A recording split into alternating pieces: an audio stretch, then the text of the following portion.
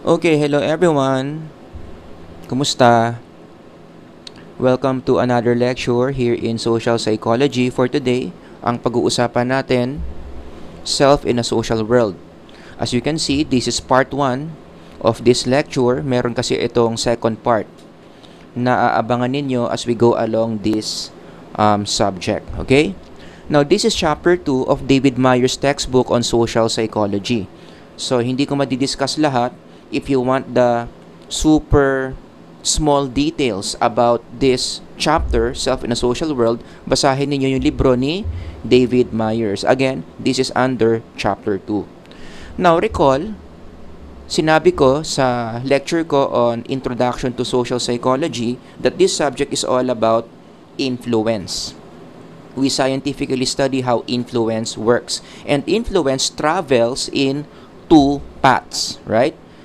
Number 1, influence can travel from the social world papunta sa sarili natin, tayo yon, or pwede rin namang from ourself papunta sa social world. We can also influence the social world. And in this subject, parehong pinag-aaralan yan. May mga topics from social world to self, may mga topics naman from self to social world in connection to how influence travels. Now, for this lecture, ang pag-uusapan natin is how the social world, the presence of other people, influence the self.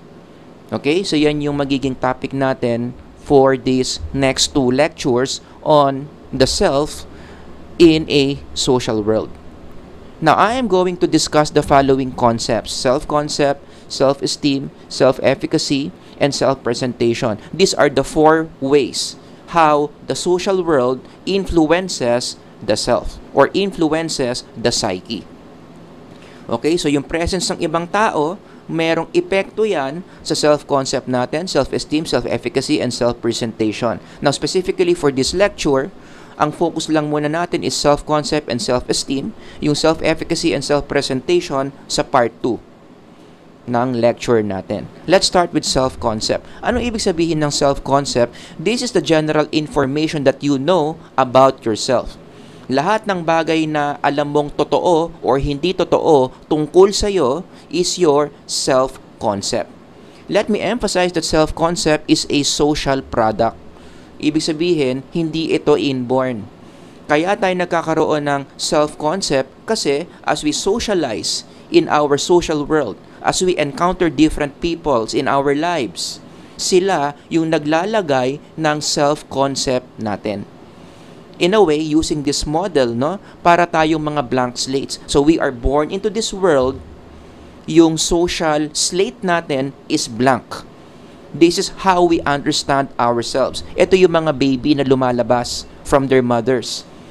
'Di ba? Umiiyak sila pero wala pa silang self-concept. Wala pa silang clear understanding who they are. Magkakaroon lang yan ng laman later on as they socialize with the social world. As the social world teaches us kung sino ba tayo. You know? So as we socialize with the social world, unti-unti magkakaroon ng laman yan. 'Di ba? Mamaya may laman na yan. I am a teacher, I am male, I am a son, I am a social being, I have psychological needs, I have responsibilities. Again, saan nanggaling yung mga self-concepts na yan? From our socializations with the social world. Now, you might ask me at this point, why are we talking about self-concept in social psychology? Para kasi yung self-concept, dapat pinag-aaralan yan sa counseling psychology or even in theories of personality. So, anong kinalaman nito sa influence? Now, here it is. No? Kaya mahalaga ang self-concept because self-concepts direct our social behaviors. Kung paano tayo mag-behave in our everyday life, in connection to other people, malaki ang kinalaman ng self-concept. Self-concepts makes our behaviors organized in the social world. Maayos. Nagme-make sense. Yung mga ginagawa natin, nagme-make sense yung trato natin sa ibang tao because we have self-concept. Like for instance, balikan natin tong mga self-concepts na to. I am a teacher. I am male. I am a son. I am a social being. I have psychological needs. I have responsibilities. I am created in the image of God. These are different self-concepts. O, i-translate mo yung mga self-concepts na yan into certain social behaviors, it becomes like this. Let's say, yung I am a teacher. Because I know that I am a teacher, I become useful in the society. Why? Because I work as a teacher. I train myself as a teacher. So nakaka-contribute ako sa society. Nagbabayad ako ng income tax ko. And more importantly, I contribute to the knowledge of the next generation. My self-concept is I am a son. So that makes my relationships very stable with my family. Kasi alam ko anak ako. Dahil alam ko na anak ako, everyday I strive na maging mabuting anak. So I treat my parents well. I treat my father well, I treat my mom well. O, 'di ba? Kasi maliwanag yung self-concept ko that I am a son. I am a social being, self-concept ko 'yan. And because of that, ano nangyayari? I become a good citizen. Alam ko na hindi lang ako yung nag-e-exist sa society. There are other people to consider other than my own existence. So what do? I follow laws. I follow policies para hindi ako maka-istorbo sa buhay ng iba.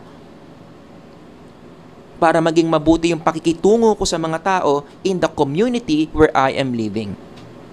Nagigets nyo? Because I believe I am a social being, hindi lang ako yung nag-e-exist. Dapat may pakialam ako sa ibang tao. So that makes me follow laws of the land. E di nagiging mabuting citizen ako. Right? I am created in the image of God. Oh. When a person believes that he or she is created in the image of God, anong epekto niya sa social behavior niya? This person is more likely to treat other people well, to treat them with value, because everyone is in the image of God.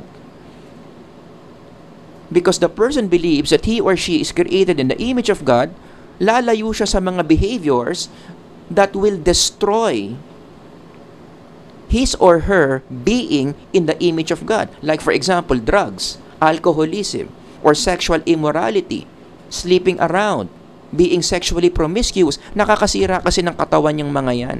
Yung katawan natin, in the Christian perspective, is sacred because it's created in the image of God. So yung mga taong ganyan ang self-concept, less likely magiging drug addict. Less likely na makikipag-associate sa mga tao na may access sa drugs, sa alcohol. Less likely to be sleeping around. Nagigets nyo? That's how self-concepts influence social behaviors. Yung mga actions natin in our everyday life, ito, yung social behaviors come from the self-concepts that we have. Kaya mahalaga na pinag-aaralan ng self-concepts sa social psychology. Now, it's very important in connection to these things that I'm teaching, no, that self-concept must be well-defined. Sana nakita nyo yan. Mahalaga pala na ang self-concept natin well-defined. Ibig sabihin, our self-concept is grounded to the truth. And what is truth? What really is. Kung ano talaga yung reality, that's the truth. Dapat yung self-concept natin naka-anchor doon sa reality. In contrast, meron kasi mga tao ang self-concept nila, it's not based on the truth. It's based on what they feel. It's based on what they want themselves to be. And that's very risky. Kapag ang self-concept ng tao, it's based on what they subjectively feel rather on what is the truth. Let me demonstrate. One good example is schizophrenia. Medyo mag-a-abside tayo ngayon. If there's one word I can assign to the condition of schizophrenia, it's the word disorganized. Ang isang taong may schizophrenia, disorganized ang social behaviors. Bakit? Kasi yung self-concept niya, disorganized din. It's not in line with reality. So, hindi ganito, hindi stable ang self-concept ng mga taong may schizophrenia. Meron silang mga delusions, meron silang mga hallucinations that makes their social behaviors very disorganized. That's why when people with schizophrenia interact with other people, most of the time, they are not making any sense. Halimbawa, may mga self-concept sila, no? Astronaut daw sila, alien daw sila. puno daw sila. They don't need anything daw. Meron daw silang sariling planet outside the planet Earth. Imagine, kung ganito ang self-concept mo, ano ang translation niyan sa social behaviors? Bigla ka na lang magbibihis astronaut, pupunta ka sa luneta. Aantayin mo dumating yung spaceship mo kasi papunta ka doon sa planeta na sinasabi mong sayo. And that does not make sense. Ang hirap mong kausap kapag ganyan. Naniniwala ka na meron kang alien language kasi alien ka. So paano mo maintindihan yung sinasabi ng tao kung sa pananaw mo alien ka? Are you getting my point? That's what happens when your self-concept becomes disorganized. It's not in accordance to reality. It leads to disorganized social behaviors. To the point. Ito, tandaan nyo to the point.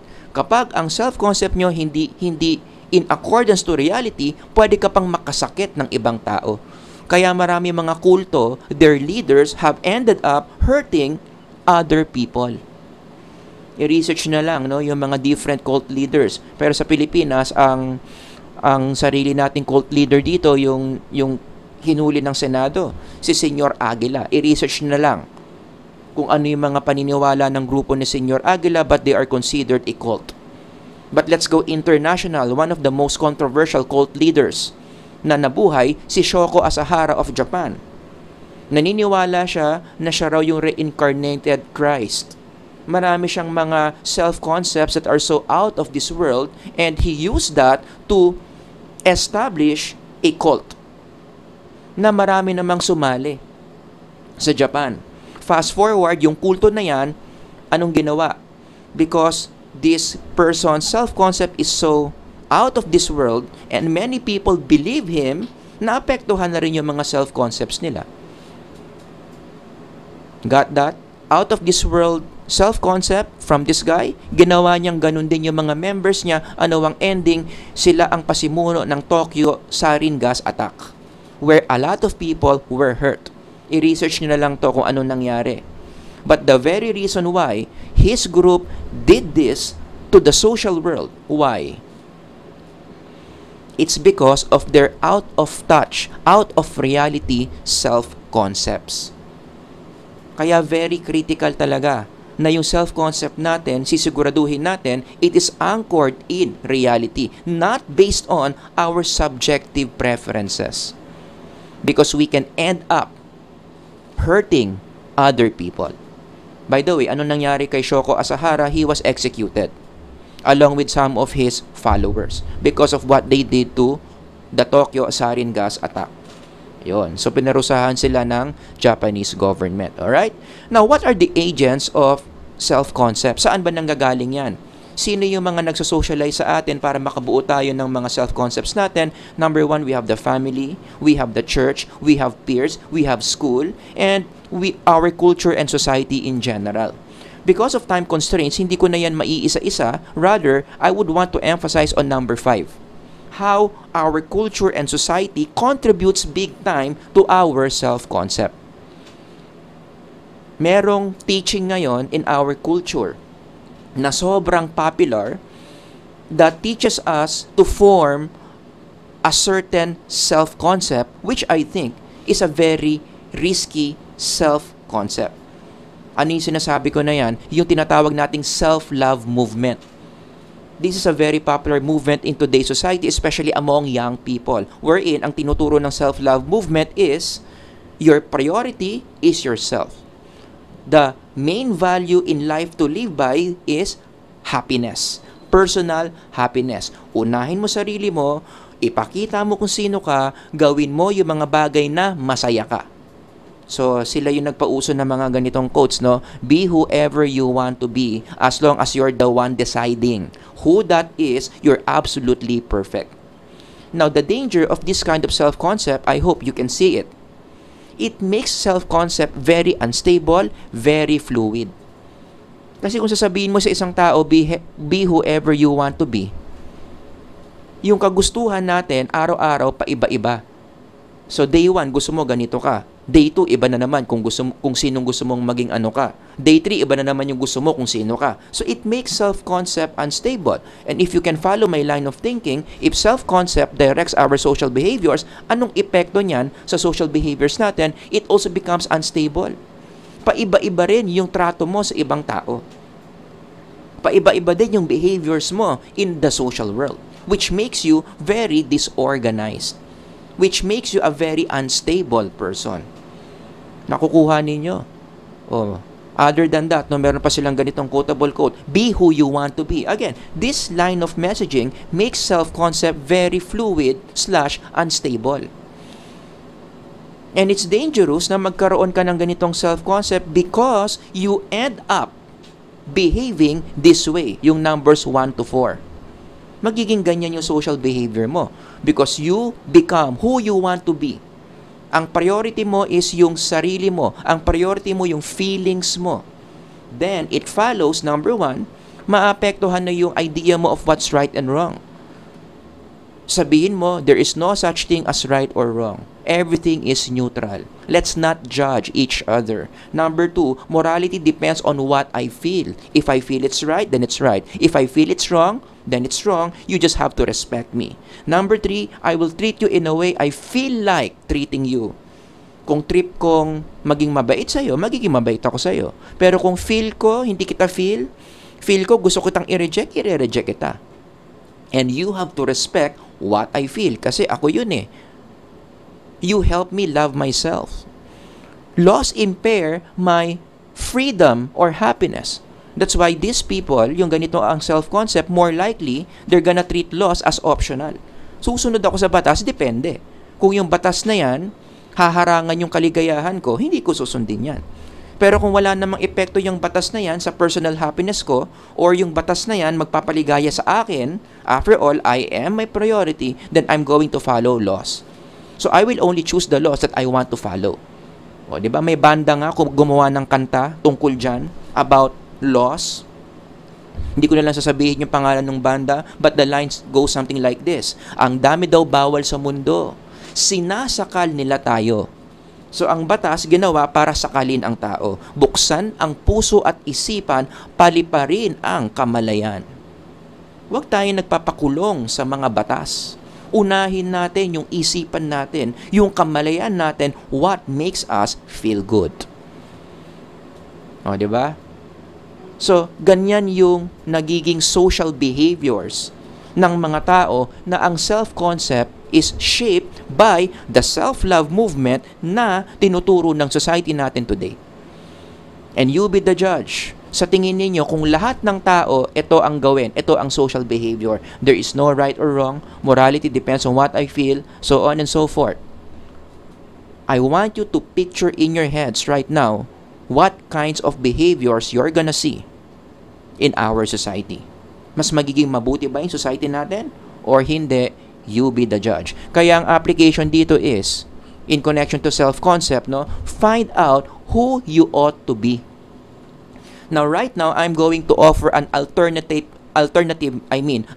model of self-concept. Ang self-concept natin is already predetermined. We already have certain interests, certain skills, certain purpose, mission, or calling in our life even before we are born. That's an alternate model of the self-concept na pwede nyong i-consider. Again, hindi ko to pinipilit. If you are not agreeing with the idea that self-concept can be predetermined, hindi siya nanggagaling sa socialization, then be my guest. No? But I just want you to consider this alternative. Ibang-iba kasi yung model na yan sa model of self-concept where you choose who you want to be. Ikaw ang pipili kung ano ang self-concept mo. So, dalawa ang slates natin dito. The first model, again, which is hindi ko pinipilit, but it makes sense to think about this, yung self-concept mo, meron na yan. You just have to discover what your self-concept is. Meron ka ng program interest, meron ka ng program skills, meron ka ng program purpose in life because you are designed by a creator. Got that? The other slate depends on socialization or depends on you. Nagigets ninyo?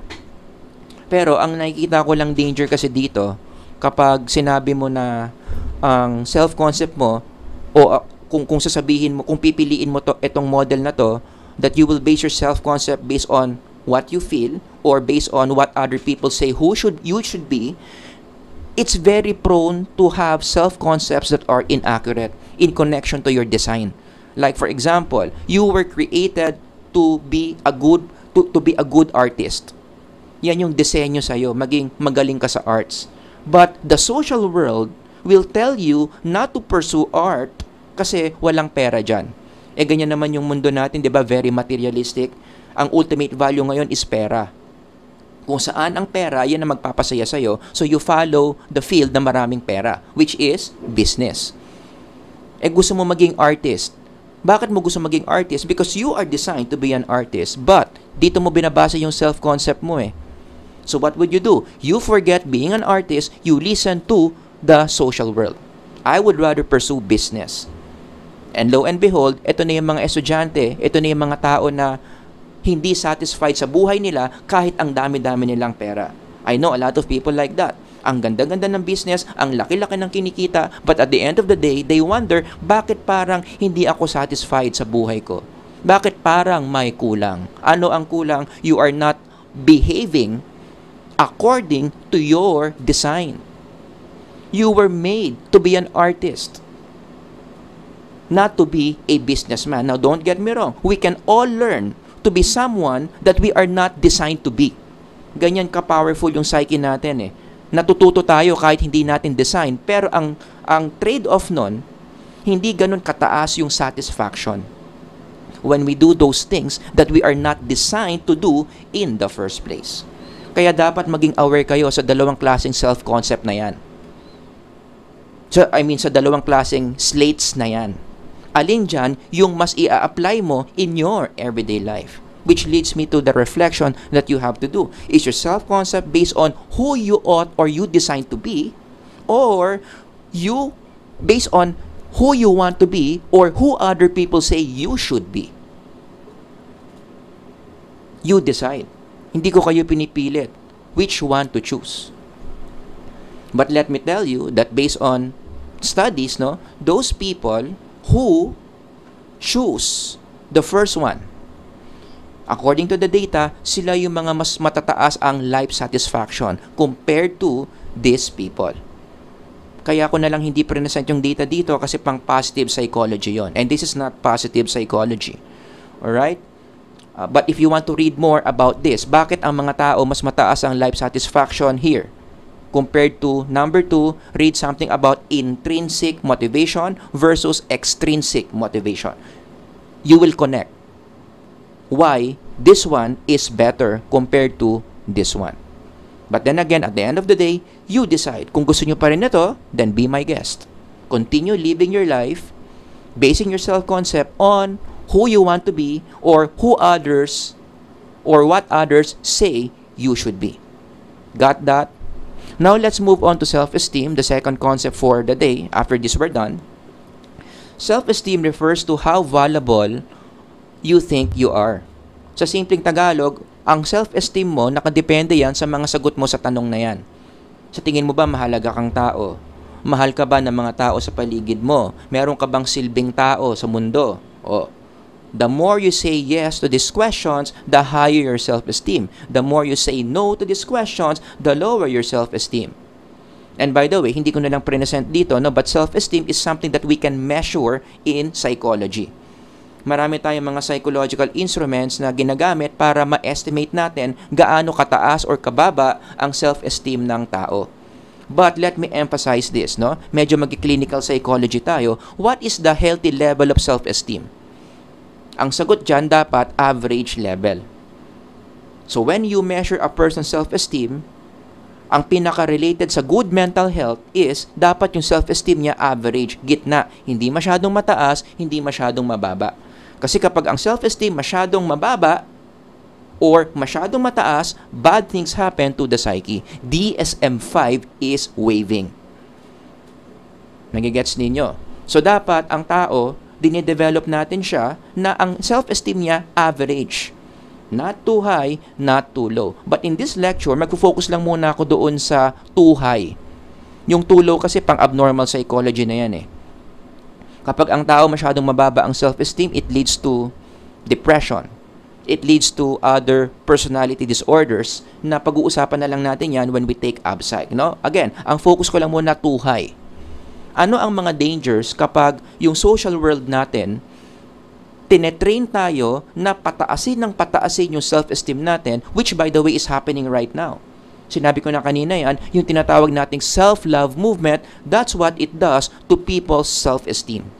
It overinflates. Masyado niyang pinapalaki yung ulo ng mga tao. Kaya marami mga tao ngayon, sobrang taas ng self-esteem. And what did I say? Hindi maganda yan mentally.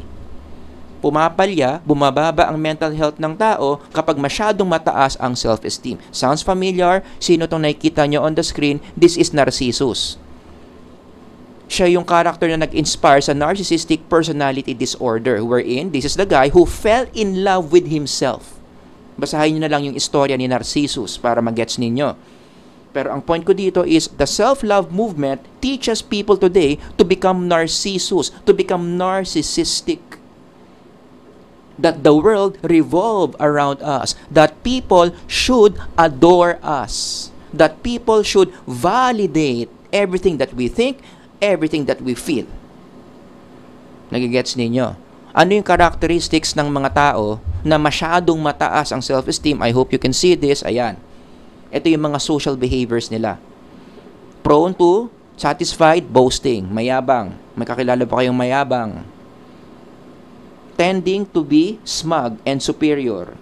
Abusing relationships, assuming their needs come first in any situation. If this does not happen, they will become angry and they become bully. Adopting an air of superiority simply because they have skill or luck in a particular area of life. Oh my goodness. Wala akong nakikitang maganda dito. And all of you would agree that you hate people na ganito ang pattern ng social behaviors. Diba? We are not comfortable interacting with them.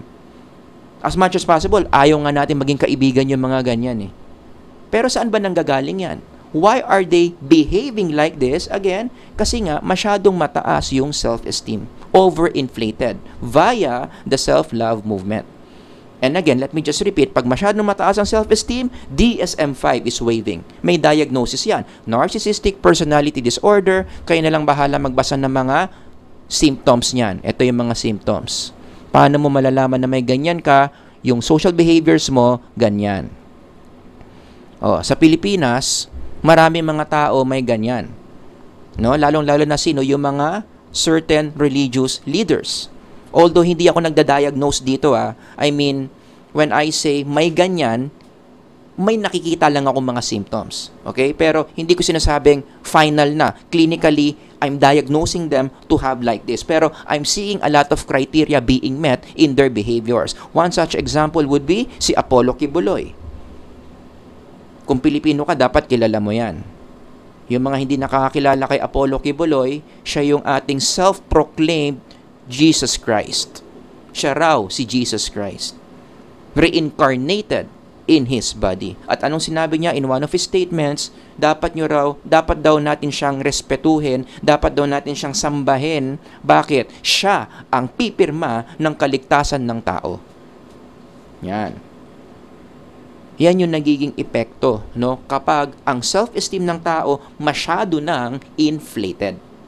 Let me give you some other social effects of overinflated self-esteem, no? Number one, kapag sobrang taas ang self-esteem ng tao, nagiging normalized na yung narcissism.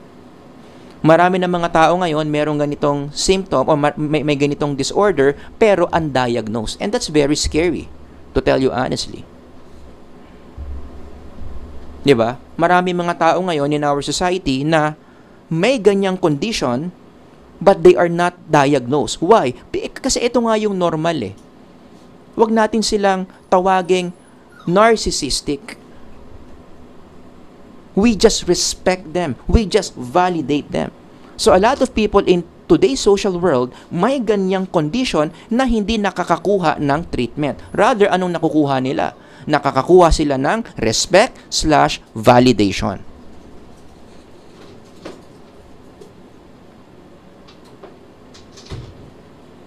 Got that? Yan. Diba? And this is not good. All of you would agree kasi ang mga taong merong ganitong disorder, kaya nga nasa DSM-5, disorder, hindi maganda, unhealthy, kailangan nila ng treatment. Eh wala, yung self-love movement, iniiba niya yung script. Kapag may ganyang kang pattern, hindi yan sakit. It's your right. Ipakita mo kung sino ka. Irespeto natin. I-validate natin. Oh. Diba? So that makes the social world really scary right now.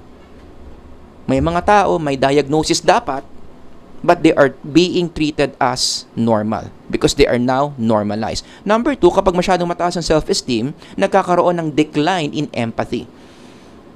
And this is a very common pattern na nakikita na ng marami mga psychologists ngayon, ha? Na patagal ng patagal, habang lumalakas ang puwersa ng social media, lumalakas ang puwersa ng self-love movement, pababa ng pababa ang empathy ng mga tao.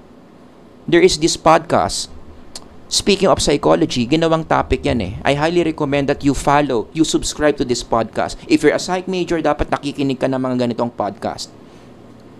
And in one of their episodes, yan yung pinag-usapan nila. In-interview nila si Sarah Conrath.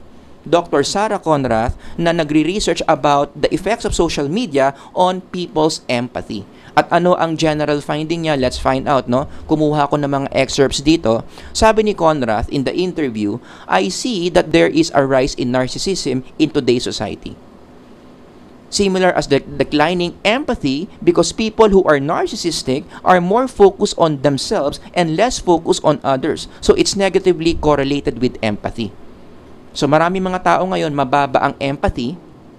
Ibig sabihin, walang pakialam sa ibang tao. Wala silang ability to put themselves into other people's perspectives. Mataas ang narcissism. I think that just generally all those pressures on young people can make them kind of shrink their scope of self rather than expanding it to include a lot of other people and concerns. Saan daw nanggaling yung ganyang pattern ng maraming mga tao ngayon? Meron kasing social pressure.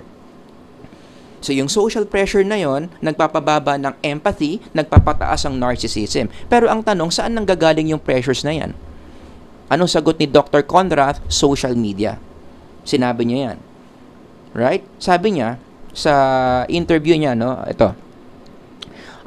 By the way, ito yung comment nung interviewer, no, leading to the next question. Inopen nung interviewer yung paper na present ni Dr. Conrath in one of the conferences. Diba? Sabi niya, you presented a paper, your paper that you presented found that compassionate people spend less time on social media than people who are more self-centered and narcissistic. You also found that people of lower emotional intelligence, they use social media more often than those who are more in touch with their feelings.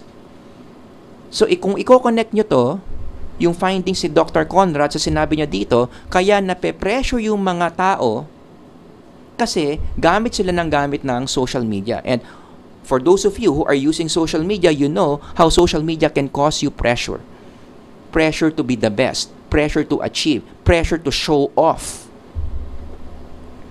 Just to make yourself look good to others. So yung pressure na yon nakakataas ng narcissism, nakakapagpababa ng empathy. So ano ang sagot ni Dr. Conrath? Sinabi naman niya, I don't necessarily think that means that social media use causes increased narcissism. So hindi naman to cause and effect. Hindi naman social media causes people to become narcissistic. But she's not yet done. Sabi niya, the studies that have tracked people over time find, if anything, it's the other way around. That narcissistic people are just attracted to use social media because it really fits kind of. Which means what? Nagkakaroon ng reinforcement effect. So, narcissistic na siya. Mayabang na siya. Masyado na mataas yung self-esteem niya. Pero, pagpasok niya ng social media, Kaya nga siya nagso-social media because social media gives opportunity to these people with narcissism to express their narcissism. Got that? Magandang platform kasi yung social media, tugmang-tugma sa tendency nila. Tugmang-tugma sa pattern nila na narcissistic sila. So ano mangyayari? Gamit ka ng behaviorism dito. Ang isang taong mataas ang narcissism, nag-social media na reinforce tuloy yung pagiging narcissistic niya. Mas lalong lumakas kasi napagbigyan yung patterns niya na reinforce. Nakakuha ng maraming puso, nakakuha ng maraming likes, marami ang nag-comment ng good job. So, imbis na nabawasan yung narcissism niya, imbis na nag-deflate yung self-esteem niya, lalong tumaas. Iisipin ng tao na merong narcissism, hindi mali yung ginagawa niya, pero sa totoo lang, in the standards of DSM-5, maling-mali na. You get it? And you translate this in social behaviors. Kasi nga, social media capital of the world, ang Pilipinas. Hindi ko na lang pala nalagay dyan, no? But that's one of the things na ang Pilipinas very well known for. We are the social media capital of the world. I-translate mo yan in everyday social behaviors, it leads to criminal behaviors. Such as road rage. Diba? Bakit ba kaya nilang gawin yan? Manutok ng baril ng mga taong nakakaaway nila on the road kasi mababa ang empathy. They cannot put themselves into another people's shoes. Hindi mo ba kilala kung sino ko? Bakit mo iniistorbo yung biyahe ko? Bakit mo ginasgasan yung kotse ko? Hindi mo ba kilala kung sino ko? Hindi mo ba alam? May baril ako? Oh my goodness. Kaya dangerous ang isang tao na may narcissism na magmaneho. Kaya dapat ini-screen to ng LTO eh. Ako, I am for that. Na dapat, bago ka bigyan ng lisensya, may psychological test muna if you are psychologically stable. But in the current system, I don't think that's part of the evaluation, no? Bago ka makakuha ng non-professional license. All you need to show is you know how to drive. And you are in the legal age. Pero yung psychological side, wala. Anong epekto? Ganyan. Nagkalat ang mga merong narcissistic personality disorder na merong driver's license. Bakit? Walang screening nino-normalize kasi yung ganyang pattern na masyadong mataas ang self-esteem. No? Kaya as I land this, sana ma-realize ninyo, no, in today's society, in connection to self-esteem, the current culture is shaping people to have low levels of empathy by overinflating self-esteem. Kaya sana maging aware kayo na ito yung isang current problem natin in the psychological world. Marami mga tao kailangan ng tulong. Merong problema sa self-esteem, overinflated, pero hindi sila natutulungan. Bakit? Iba kasi yung script natin on this pattern. Instead of giving them treatment, the society normalizes this. I-respect daw natin yung mga taong ganyan. I-validate daw natin yung mga patterns nila. And I think, studying social psychology, it's a very risky move to do. Nagkalat yung mga ganyang social behaviors na talagang sumisira sa peace, sa social peace, na gusto natin sana meron tayo. Kaya, I want you to think about this. What social changes can increase empathy? Ano kaya yung mga pagbabago sa society natin na dapat nating gawin? Ano yung mga batas na dapat nating ipasa para more or less mabawasan tong problemang to? Medyo ma-deflate ng konti yung self-esteem ng mga tao papuntang average. Marami kasi mga tao ngayon, sobrang taas na ng self-esteem that it's no longer psychologically and socially healthy. But let me just propose one. Sa tingin ko, studying social psychology, one way para medyo ma-deflate yung self-esteem ng mga tao ngayon, we need to really emphasize teaching people, especially young people today, humility. And we have a lot of studies and evidences that show that humility is good for our mental health. Ito, if you are in doubt, you just read this article. Download from Google Scholar. I think this is for free. Basahin ninyo. Ang bottom line ng article na to, maganda ang humility sa mental health ng tao. It's not only good mentally, it's also good socially. Kaya sabi dito, social benefits of humility. Mas nagiging maganda ang pakikitungo ng mga tao sa isa't isa kapag pinapairal nila yung pagiging humble. And that's the opposite of inflated self-esteem. Kaya nga, di ba, in the Christian perspective, isa yan sa mga values na tinuturo. Humility. God opposes the proud but gives grace to the humble. Now we understand. How does God gives grace to the humble? You connect that to this journal article. Ano yung mga grace na nararanasan ng tao na nag-a-apply ng humility? Basahin mo tong article na to, mai-inspire ka na maging humble eh. Nagigets ninyo, no? So this is one example how science and the Christian perspective intersects with each other. So in summary, as I close, ano pinag-usapan natin ngayon? Self-concept and self-esteem. Ito yung dalawang psychological components natin that is being influenced by the social world. Diba? Yun yung topic natin, how social world influences our psyche. Pero, it doesn't stop there.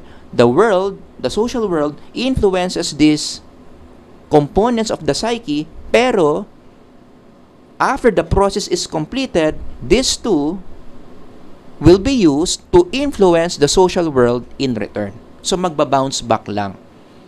So, kaya tayo nagbibehave in certain ways, kaya ganito, kaya ganyan ang trato natin sa ibang mga tao because ganyan ang shape ng self-concept natin at self-esteem. And who shape us to be like that? Bakit ganyan ang self-concept natin? Bakit ganito ang self-esteem natin? Sa social world din. You see the bounce effect. Social world influences us and in turn, we influence the social world. Okay?